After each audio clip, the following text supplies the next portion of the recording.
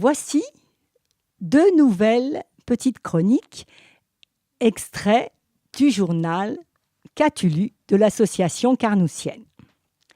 Ces 2 petites chroniques que j'ai choisies pour vous aujourd'hui, l'une concerne un auteur et l'autre un ouvrage. Elles ont été écrites par des membres de l'association Qu'as-tu lu. La première est consacrée à un auteur, Andrea Camilleri. Cette chronique a été écrite par Annie Monville. Cet auteur, dont vous avez peut-être eu connaissance par la télévision, puisqu'on a adapté certaines de ses œuvres, est né en 1925 à Porto Empedocle, sur la côte sud de la Sicile. Il était fils d'une famille de la grande bourgeoisie, mais désargentée. Andrea fait des études de lettres à Palerme, puis à Rome. Il reçoit un premier prix de poésie en 1947, à 22 ans. En 1950, il commence une première carrière d'enseignant d'art dramatique et de metteur en scène. Il travaille en même temps à la télévision et à la radio, où il produit les enquêtes du commissaire Maigret pour la RAI.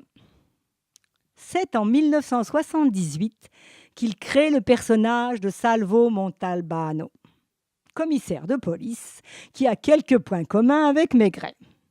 Il est bougon, il adore manger. On a de longues descriptions des restaurants dans ses romans.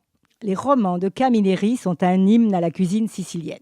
Entre 1978 et 2014, il écrit 93 de ses romans, mettant presque tous en scène Salvo Montalbano, le commissaire.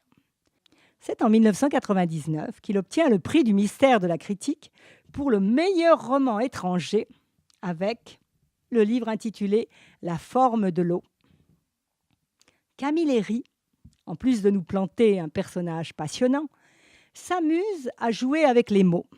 Son langage est un mélange entre l'italien officiel, l'italien dialectal, pur, le dialecte sicilien. Il ajoute l'italien sicilianisé, qui est celui du narrateur, Montalbano, et également Camilleri, bien sûr.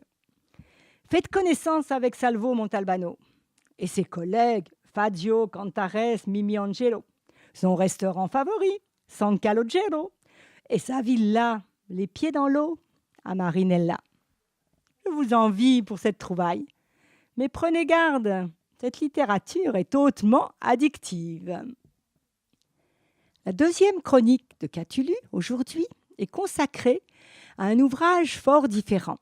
L'ouvrage intitulé « Sur les épaules de Darwin, les battements du temps » de Jean-Claude Amezen.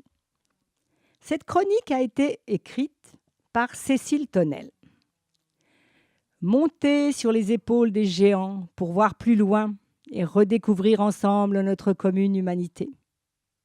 C'est ainsi que commence chacune des chroniques de Jean-Claude Amezen. C'est un gros livre qui ne se lit pas comme un roman, mais comme une succession de découvertes dans les domaines les plus variés.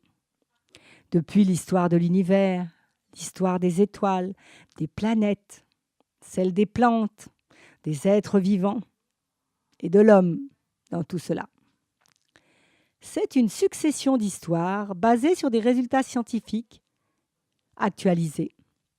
Beaucoup de descriptions de nouvelles découvertes en neurobiologie, en particulier sur la mémoire. Beaucoup de chapitres sur les oiseaux, leur chant très élaboré, le rôle des couleurs dans la recherche du partenaire, les stratégies de cachette pour mettre de côté des graines pour l'hiver, comment se méfier des oiseaux voleurs, la construction de splendides jardins que construisent les oiseaux jardiniers. Qu'est-ce qui séduit les oiselles ? Darwin se posait déjà la question.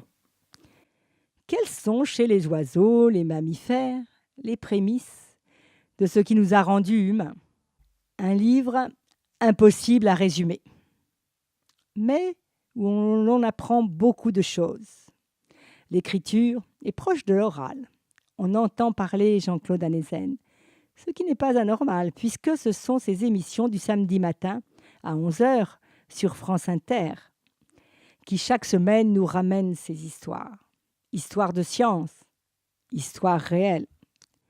Un livre facile à lire, à petite dose, à prendre, à poser, à retourner chercher, revenir. On y apprend des tas de choses qu'on va nécessairement oublier, au moins en partie. Mais la mémoire aura fait le tri. J'ajouterai que depuis l'époque où cette chronique a été écrite, sont sortis 3 volumes complets de ces émissions passionnantes de Jean-Claude Amezen.